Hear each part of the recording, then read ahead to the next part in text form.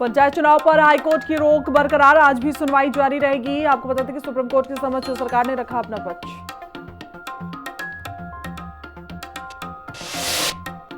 CM Dhami की अध्यक्षता में हुई कैबिनेट बैठक में 4 अहम प्रस्तावों पर लगी मोहर। 135 विषय शिक्षकों की होगी भर्ती। स्वच्छ भारत मिशन के तीसरे चरण की शुरुआत 1 अप्रैल 2026 से होगी।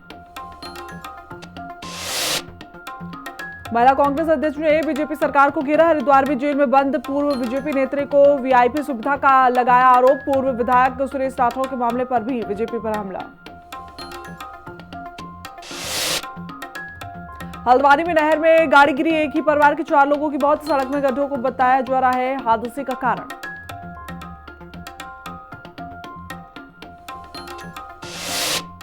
नमस्कार, स्वागत है आपका। हिंदी खबर देख रहे हैं आप और मैं हूं आपके साथ श्रेया दीक्षित। बुलेटिन की शुरुआत करेंगे बड़ी खबर के साथ। आपको बता दें कि उत्तराखंड में अगले 24 घंटे में भारी बारिश का अलर्ट जारी किया गया। तो मौसम विभाग ने यह ऑरेंज अलर्ट जारी किया। आपको बता दें कि बागेश्वर, चमोली, चंपावत, देहरादून में अलर्ट जारी किया गया है। वहीं नैनीताल, पौड़ी, गढ़वाल, पिथौरागढ़ में भी अलर्ट जारी किया गया। भारी बारिश से बढ़ सकता है अब नदियों का जलस्तर, इसको लेकर ऑरेंज अलर्ट जारी कर दिया गया है।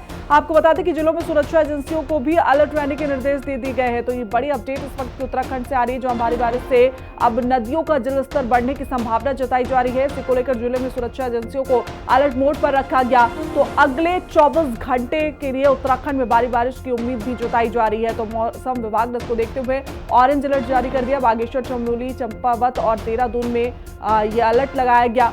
ये बड़ी अपडेट इस वक्त की आप तक पहुंचा दे रहे हैं। आपको बता दें कि हर साल उत्तराखंड में भारी बारिश की वजह से कई तबाही देखने को मिलती है, लेकिन इसको लेकर अभी से सरकार और प्रशासन पूरी तरीके से सतर्क नजर आ रहा है और लगातार लोगों से अपील की जा रही है कि जरूरत पड़ने पर ही घर से बाहर निकले और साथ ही जो प्रशासन है उसको अलर्ट मोड पर रहने की भी निर्देश दिए गए हैं।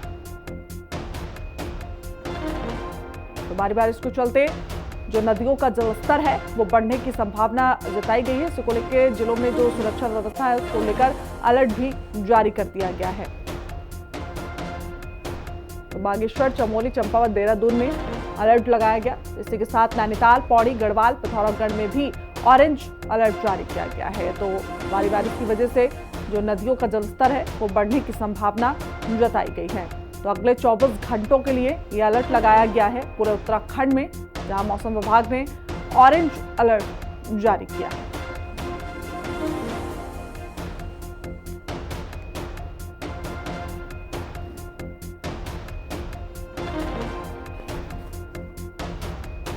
तो 24 घंटों के लिए आपको बता दें कि उत्तराखंड में भारी बारिश का अलर्ट जारी कर दिया गया है। मौसम विभाग ने कई जिलों में बागेश्वर, चमोली, चंपावत, देहरादून में ऑरेंज अलर्ट लगाया। साथ ही नैनीताल, पौड़ी और गढ़वाल, पिथौरागढ़ में भी अलर्ट लगाया गया है। तो ज्यादा जानकारी के साथ हमारे सहयोगी शुभांगी हमारे साथ देहरादून से जुड़ी हुई है। शुभांगी, क्या कुछ अपडेट है, क्योंकि अगले 24 घंटों के लिए ऑरेंज अलर्ट जारी कर दिया गया है? बिल्कुल, देखिए, प्रदेश के अंदर लगातार मौसम विभाग जो है वो अपडेट दे रहा है और ऐसे में अब अगले 24 घंटे के लिए जो है मौसम विभाग ने अलर्ट जारी किया है, जिसमें कई सारे जिलों को चिन्हित भी किया गया है कि कहां कहां पर भारी से भारी बारिश जो है वो हो सकती है। ऐसे में नैनीताल है, इसमें बागेश्वर, चमोली, चंपावत, देहरादून, पौड़ी, गढ़वाल, पिथौरागढ़ और टिहरी गढ़वाल में बहुत भारी से भारी बारिश होने की संभावना जो है वो जताई गई है। और ऐसे में क्योंकि अब हम लगातार देख रहे हैं कि चारधाम यात्रा भी चल रही है और कई बार हमने देखा कि केदारनाथ रूट पर, चाहे वो जंगल चट्टी वाला मामला हो या यमुनोत्री मार्ग वाला मामला हो, लगातार भूस्खलन होता हुआ भी नजर आ रहा है। कई लोग उसमें घायल भी हुए। ऐसे में अब क्योंकि मौसम अपडेट लगातार विभाग दे रहा है, तो अपील ये भी की जा रही है वहां के प्रशासन द्वारा भी कि आप मौसम का अपडेट लेकर ही यात्रा के लिए आए। और ये जो जगहें, जो जिले अभी चिन्हित किए गए हैं, वहां पर जो नदियों के आसपास जो घर है उनको खास तौर पर अलर्ट रहने को कहा गया है, क्योंकि जब तेज बारिश होगी तो ऐसे में नदियों का जलस्तर बढ़ता है और कहीं ना कहीं खतरा भी बढ़ता है। तो कहीं ना कहीं उन लोगों से कहा गया है कि आप लोग अलर्ट मोड पर रहें और अगर आपको लगता है कि आप पर खतरा है या नदियों का जलस्तर बढ़ रहा है, तो ऐसे में चाहे वो आपदा प्रबंधन विभाग की टीम हो या स्थानीय प्रशासन की टीम हो, वो अपने तरीके से पूरे तैयार है। और आपदा प्रबंधन भी इसको लेकर जल्द ही मॉक ड्रिल भी करने वाला है। 30 तारीख को इसको लेकर मॉक ड्रिल भी होगी, किस तरीके से प्रदेश आपदा से निपटने के लिए तैयार है। आपदा विभाग की टीम लगातार ग्राउंड पर है। जैसे ही उन्हें किसी भी तरीके की सूचना मिलती है इस खराब मौसम के दौरान, तो तुरंत वहां पर टीम पहुंचेगी। इसके अलावा जो है हेल्पलाइन नंबर भी जारी किया गया है। अगर कहीं पर खतरा बनता है, चाहे नदियों का जलस्तर बढ़ रहा हो या भूस्खलन हो रहा हो, या फिर अगर कोई इस तरीके का मामला बनता है तो हेल्पलाइन नंबर पर कॉल कर उसकी जानकारी जो है वो दी जा सकती है।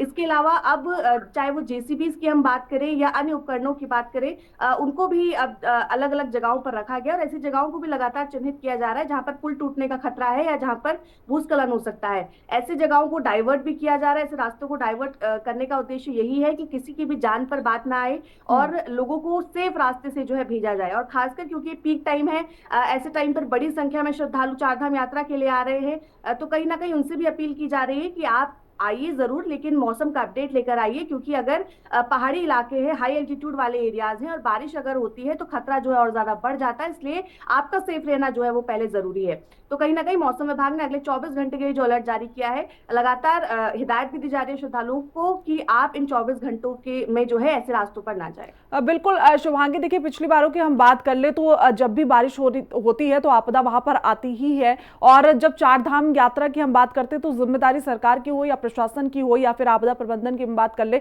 सबकी थोड़ी सी बढ़ जाती है। ऐसे में लोगों से क्या कुछ अपील की जा रही है? क्या आने वाले समय में अगर जिस तरीके से भी 24 घंटे के लिए भारी बारिश का अलर्ट जारी किया है और ऐसी स्थिति बनती है तो क्या यात्रा को स्थगित भी किया जा सकता है?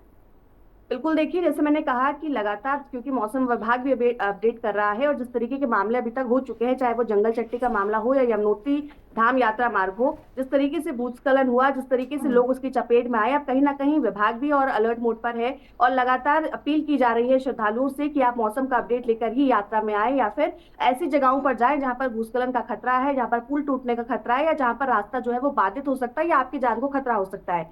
तो लगातार इस तरीके की हिदायत जो है श्रद्धालुओं को दी जा रही है। पुलिस प्रशासन लगातार इसकी अपील कर रहा है और क्योंकि खासकर जो हमारे हाई एल्टीट्यूड वाले एरियाज है, चाहे हम केदारनाथ, बद्रीनाथ, गंगोत्री, यमुनोत्री, खासकर केदारनाथ, क्योंकि वहां पर 20 किलोमीटर से ज्यादा की ट्रैकिंग है, पैदल ट्रैकिंग है, पहाड़ी एरियाज है और वहां पर खतरा सबसे ज्यादा है इस वक्त। इसके अलावा जो पहाड़ी क्षेत्र है, जैसे हम लगातार बात करें, चाहे वो पिथौरागढ़ हो, चाहे चमोली हो, रुद्रप्रयाग हो, ऐसी जगहों पर भी खतरा जो है लगातार बना हुआ है। बच्चे जो हैं पहाड़ी रास्तों से होते हुए अपने स्कूल्स को गुजरते हैं, वहीं से सिंगल रोड से गाड़ियां गुजरती हैं। ऐसे कई रास्ते हैं जहां पर कच्चे रास्ते हैं तो वहां पर खतरा बना रहता है। तो इन तमाम चीजों को, फैक्टर्स को देखते हुए लगातार अपील भी की जा रही है, लोगों को अवेयर भी किया जा रहा है और यही कारण है कि इस बार हेल्पलाइन नंबर भी जारी किया गया है और लगातार मॉनिटरिंग भी की जा रही है कि किन एरियाज में, जो सबसे ज्यादा अति संवेदनशील जो एरियाज हैं, वहां पर खास ध्यान दिया जा रहा है। आपदा प्रबंधन ठीक है शुभांगी, तमाम जानकारी के साथ जुड़ने के लिए आपका बहुत बहुत शुक्रिया। आगे बढ़ते हैं, देश के उपराष्ट्रपति जगदीप धनखड़ 3 दिवसीय उत्तराखंड भ्रमण पर हल्द्वानी पहुंचे। हल्द्वानी आर्मी हेलीपैड पर राज्यपाल retired lieutenant general Gurmeet Singh ने उनका स्वागत और अभिनंदन किया। इसके साथ ही कैबिनेट मंत्री श्रीमती रेखा आर्य, नैनीताल सांसद अजय भट्ट, हल्द्वानी मेयर गजराज बिष्ट के साथ ही प्रशासन के वरिष्ठ अधिकारियों ने उपराष्ट्रपति का स्वागत किया।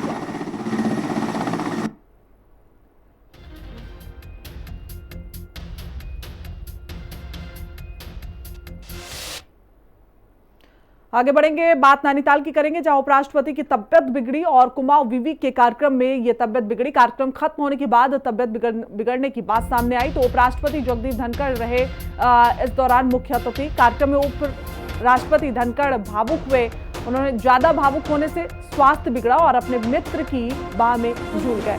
वहीं आपको बता दें कि उपराष्ट्रपति चिकित्सकों की टीम ने उनका प्राथमिक उपचार किया। तो ये बड़ी अपडेट इस वक्त हम आप तक पहुंचा दे रहे हैं जहां उपराष्ट्रपति की तबियत बिगड़ती हुई नजर आई। कार्यक्रम में वो वहां पर मौजूद थे और ज्यादा भावुक होने से उनका स्वास्थ्य बिगड़ा। थोड़ा इमोशनल थे, है ना, तो फिर उनको गाड़ी में बिठा दिया और फिर नॉर्मल हो गए, हाथ हिलाते गए। बने एक साथ रहे, बहुत अच्छे संबंध। सुप्रीम कोर्ट में भी जाते थे, मैं भी सुप्रीम कोर्ट में, तो सुप्रीम कोर्ट के बहुत बड़े लॉयर रहे तो वहाँ भी बहुत बार साथ थे। तो इसलिए यहाँ आए हैं तो पूरा दौर अच्छा रहा हम लोगों का। और उनको थोड़ा ये था कि हल्का मेरे से सिंपैथी रखते थे, उनको ये लगता था कि ये पीछे छूट गया, ये बेसिक थीम है इसकी। तो ऐसे नहीं हुए, तो हमारे अच्छे मित्रों में से स्वास्थ्य ठीक है, कोई ऐसा नहीं कि अच्छे स्वास्थ्य की कामना करता हूँ, उनके उज्जवल भविष्य की कामना करता हूँ, वो हमें आशीर्वाद देते रहें और ये सबसे बड़ी बात होगी। देश के उपराष्ट्रपति माननीय धनखड़ जी हमारे स्वर्ण जयंती समारोह नैनीताल विश्वविद्यालय में आए थे और बहुत अच्छा उनका उद्बोधन रहा होगा। बीच में उनका स्वास्थ्य थोड़ा सी गड़बड़ हो गया था, लेकिन वो बिल्कुल स्वस्थ हैं। मैं अभी उनको देखने गया था, सारे स्वास्थ्य विभाग की टीम वहाँ गई थी और किसी को कोई घबराने की ज़रूरत नहीं है। वो अब बिल्कुल स्वस्थ हैं और मुझे लगता है कि जो उनके कार्यक्रम है वो सब यथावत रहेगा। आगे बढ़ेंगे, अगली खबर देहरादून से है, जहां केंद्रीय मंत्री भूपेंद्र यादव सीएम से उन्होंने मुलाकात की। तो वहीं केंद्रीय वन पर्यावरण मंत्री भूपेंद्र यादव ने भी पुष्कर सिंह धामी का स्वागत किया। वन पर्यावरण सहित विभिन्न विषयों पर इस दौरान चर्चा की गई। तो बड़ी अपडेट इस वक्त आ रही है सामने। केंद्रीय मंत्री भूपेंद्र यादव सीएम से मिले और केंद्रीय वन पर्यावरण मंत्री भूपेंद्र यादव सीएम पुष्कर सिंह धामी ने उनका स्वागत किया। तो ये बड़ी अपडेट इस वक्त वन पर्यावरण सहित विभिन्न विषयों पर इस दौरान चर्चा भी की गई और उस वक्त की तस्वीरें भी देखिए हम आप तक पहुंचा रहे हैं, जहां केंद्रीय वन पर्यावरण मंत्री से मुख्यमंत्री पुष्कर सिंह धामी की मुलाकात की ये तस्वीरें सामने आ रही हैं।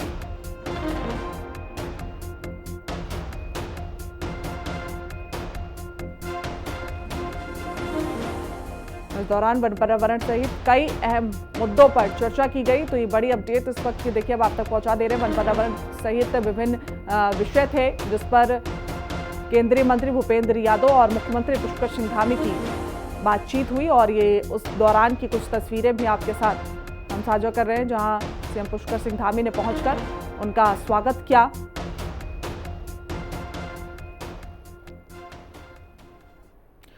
आगे बढ़ेंगे, संविधान हत्या दिवस पर आयोजित कार्यक्रम में लोकतंत्र रक्षकों को सीएम पुष्कर सिंह धामी ने नमन किया। मुख्यमंत्री ने इस अवसर पर लोकतंत्र सेनानियों को सम्मानित भी किया। उत्तराखंड में लोकतंत्र की रक्षा करने वालों को सीएम धामी ने सम्मानित किया।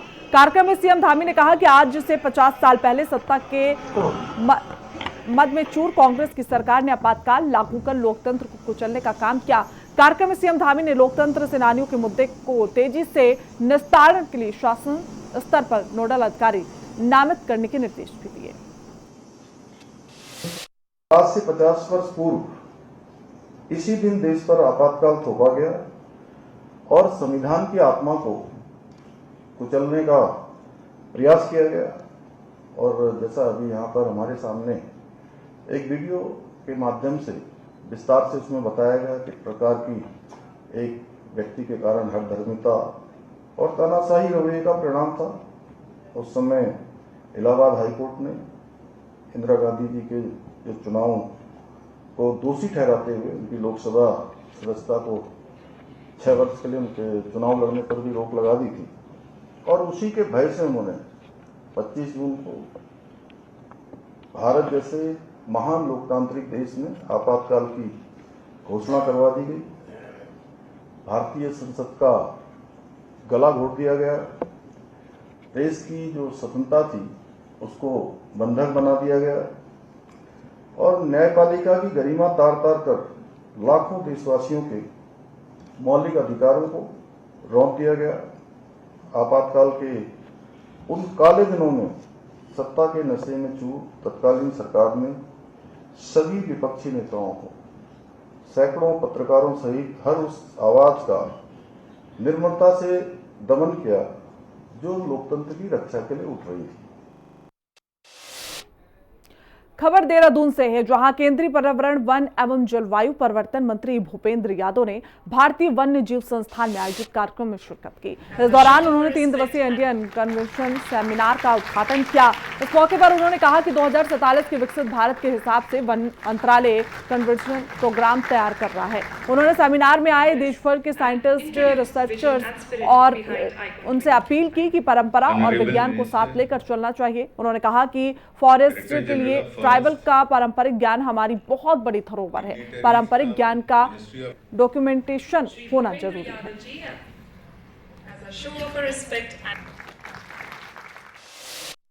देश के 97 कंट्रीज जिनमें बिग कैट्स पाए जाते हैं उनमें इस कोलेशन को आगे बढ़ाने का कार्य शुरू हुआ है।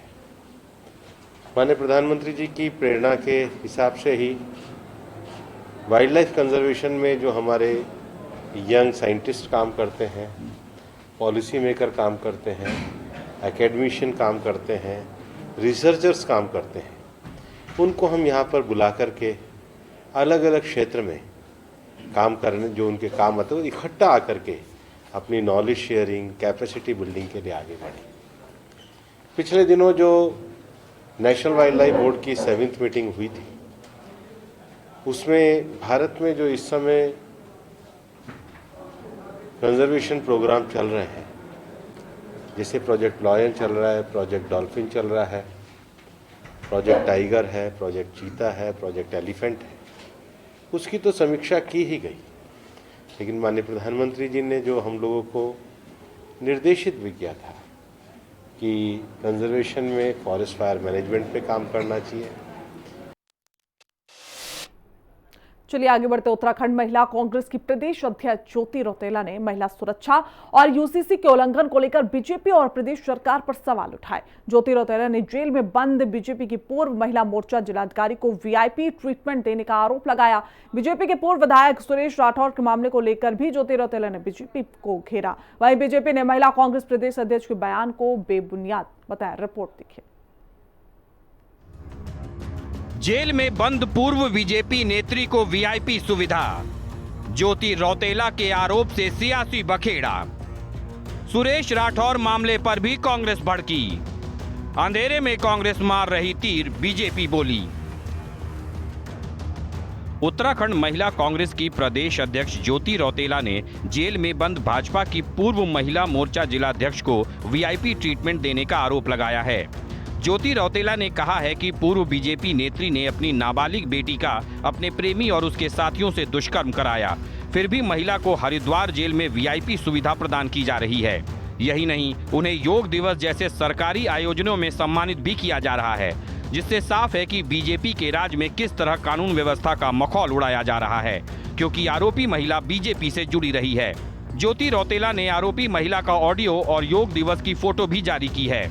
साथ ही पूर्व विधायक सुरेश राठौर के मामले को लेकर भी ज्योति रौतेला ने बीजेपी को घेरा है।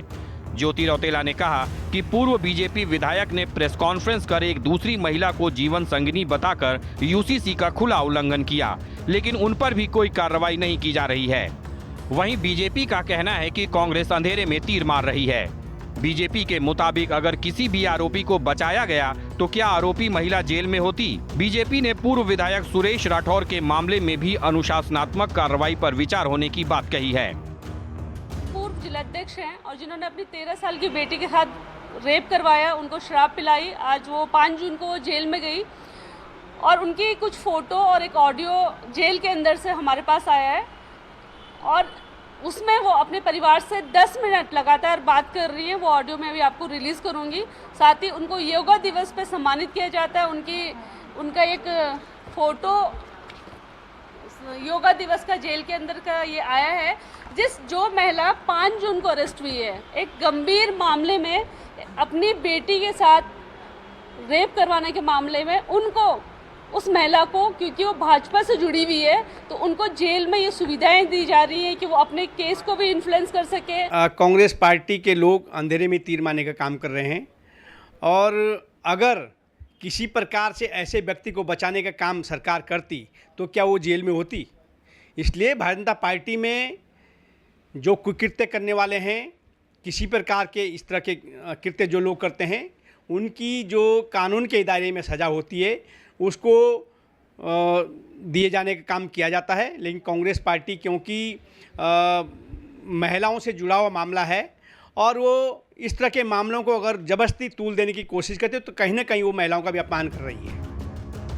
हरिद्वार जेल में बंद पूर्व बीजेपी नेत्री की फोन से बातचीत की ऑडियो और योग दिवस की तस्वीरों में कितनी सच्चाई है, ये तो जांच का विषय है। लेकिन इस मामले पर कांग्रेस ने सरकार और बीजेपी पर हमला बोल दिया है। बीजेपी के पूर्व विधायक सुरेश राठौर के मामले में भी बीजेपी सवालों से घिरी है। देखना होगा कि इन मामलों पर आने वाले समय में कांग्रेस के हमले और कितना जोर पकड़ते हैं। देहरादून से संवाददाता शुभांगी भट्ट और दीपिका भंडारी के साथ ब्यूरो रिपोर्ट, हिंदी खबर। टिहरी में झमाझम बारिश के कारण किसानों की फसलों को काफी फायदा हुआ। वहीं ग्रामीण क्षेत्रों में भी धान की फसल की रोपाई की जा रही है। राजमा और मांडवा के लिए भी बारिश काफी फायदेमंद साबित हुई है। तो झमाझम बारिश से किसान खुश नजर आ रहे हैं। तो टिहरी की तस्वीरें देखिए जहां पर बारिश से लोगों को काफी फायदा हुआ, क्योंकि धान की इस समय बुआई हो रही है और इस दौरान लोगों के लिए बारिश राहत का काम कर रही है। इस समय जो भी खरीफ सीजन की हमारी बुआई हो चुकी है उसमें ये बारिश फायदेमंद है, और जहाँ बुआई हो भी रही है, जहाँ रोपाई हो रही है, उसके लिए भी बारिश फायदेमंद है। इस समय मंडुआ और झंगोरा की बुआई कहीं शेष रही होगी और कहीं होगी, अधिकतर हो चुकी है, लेकिन इसके बाद ये जो हमारी धान की रोपाई है उसका कार्यक्रम चल रहा होगा, तो उसके लिए भी फायदेमंद है बारिश। हरिद्वार में जय जवान जय किसान लोक शक्ति संगठन के 2 दिवसीय चिंतन शिविर का समापन हुआ। चिंतन शिविर में सरकार और प्रशासन के सहयोग से किसानों की समस्याओं और संगठन को आगे बढ़ाने जैसे मुद्दों को लेकर चिंतन किया गया। तो शिविर में सीएए के तहत पाकिस्तान से भारत और शरणार्थियों को भी सम्मानित किया गया। संगठन के राष्ट्रीय संयोजक ने सभी किसान संगठनों से आग्रह किया कि पाकिस्तान से आए इन शरणार्थियों की मदद के लिए आगे आए। जय जवान जय किसान लोक शक्ति संगठन का 2 दिवसीय ये चिंतन शिविर है। यहाँ पर मांग की किसी प्रकार की वो डिमांड नहीं है हमारा यह संगठन का चिंतन शिविर है। जैसा कि नाम से ही आप जान गए होंगे कि संगठन को कैसे बढ़ाना है, कौन कौन सी किसान के मुद्दे हैं जिन्हें सुचारू रूप से जाके चलाया जा सके और उनको उस पर अमल किया जा सके, जिससे कि प्रशासन की भी मदद हो, सरकार की भी मदद हो और किसान का भला हो।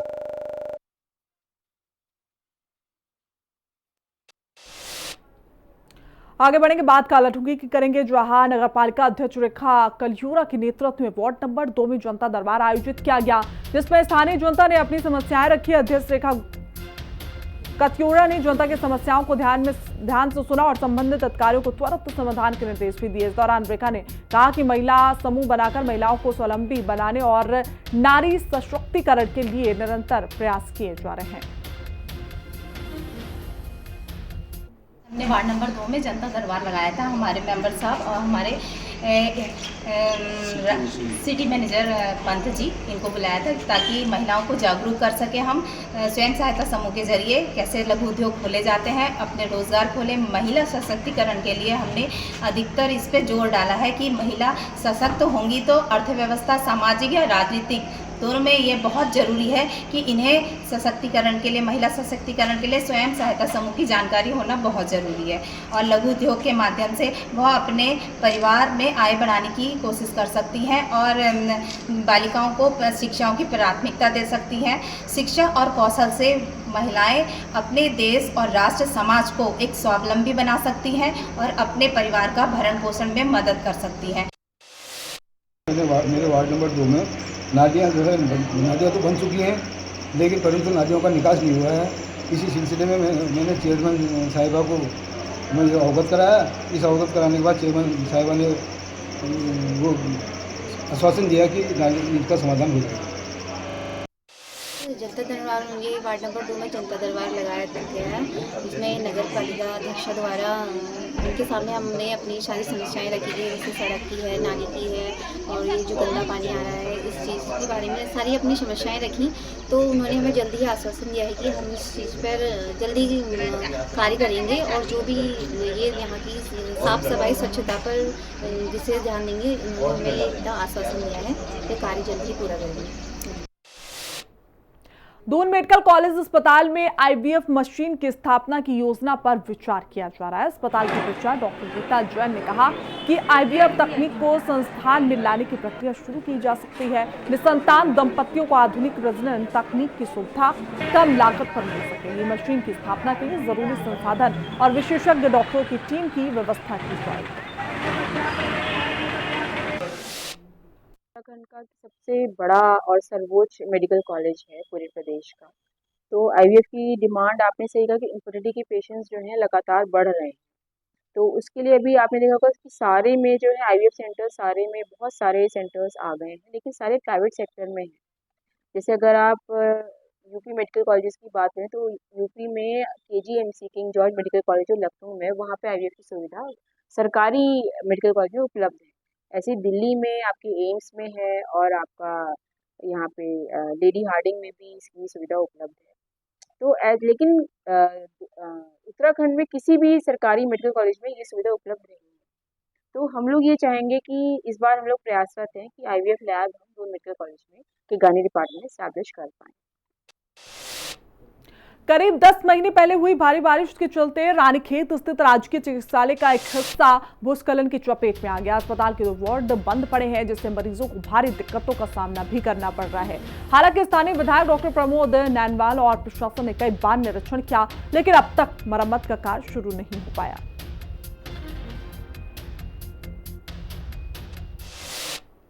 दिनेशपुर पुलिस ने ग्राम तिलपुरी स्थित जंगल में अवैध कच्ची शराब बनाने वाली फैक्ट्री पर छापा मारकर करीब 2000 लीटर अवैध लहन और 2 प्लास्टिक के ड्रम के साथ भट्टियों को नष्ट कर दिया। इस कार्रवाई के दौरान मौके पर अवैध शराब बनाने वाले माफिया फरार हो गए, लेकिन पुलिस क्षेत्राधिकारी दौलतराम वर्मा ने बताया कि वरिष्ठ पुलिस अधीक्षक के आदेश पर अवैध शराब के खिलाफ अभियान जारी है।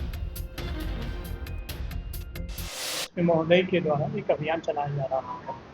सर्किल पे सभी थानों को जो है अवगत कराया गया है कि जितने भी शराब बेचने की कसीदगी की प्रकरण सामने आ रहे हैं, इसी क्रम पे जो है दिनेशपुर थानाध्यक्ष द्वारा कल तिलपुरी के जंगल पे जो अवैध रूप से जो है शराब की कसीदगी की जा रही थी और 3 भट्टियों को नष्ट किया गया है। 2000 से ज़्यादा जो है लीटर दहन को जो है बर्बाद किया गया है और ये कार्रवाई कंटिन्यू चलती है।